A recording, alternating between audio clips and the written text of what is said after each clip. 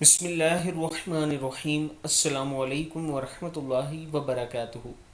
عابد راجہ channel کی طرف سے آج میں اپنے دوستوں کو رسول اللہ صلی اللہ علیہ وآلہ وسلم کا ایک فرمان بتاؤں گا۔ حضرت ابو ہریرہ رضی اللہ تعالیٰ عنہ فرماتے ہیں کہ رسول اللہ صلی اللہ علیہ وآلہ وسلم نے ارشاد فرمایا، قیامت کے دن میری شفاعت کا سب سے زیادہ حقدار وہ ہوگا جو شخص دل سے لا الہ الا اللہ کہے گا۔ بخاری شریف کی حدیث ہے۔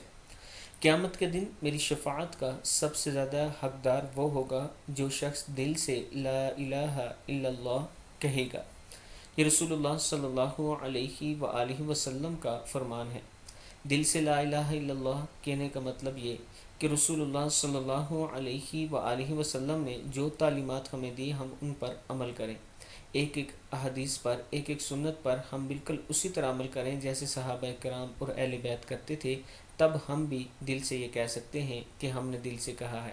اب نبی اکرم صلی اللہ علیہ وآلہ وسلم کی تعلیمات کو ہم پس پشت ڈال کر یہ کہیں کہ ہم نے دل سے کلمہ پڑھ لیا، ایسا کلمہ قبول نہیں ہے، بلکہ اگر ہم نبی اکرم صلی اللہ علیہ وآلہ وسلم کے اس فرمان کے مطابق دل سے کلمہ پڑھتے ہیں تو پھر ہمیں 5 وقت کی نماز کی پابندی کرنی پڑے گی، دوسروں کے حقوق کا خیال رکھنا پڑے گا جیسے رسول اللہ صلی اللہ علیہ وآلہ وسلم رکھتے تھے، سچ بولنا پڑے گا، اور جب بھی کوئی کام کریں اس میں اللہ کو حاضر ناظر جان کر کریں اور اس میں اپنی طرف سے کوئی کمی یا کوتاہی نہ کریں تاکہ کل ہم اس کے لیے جواب دینا ہو۔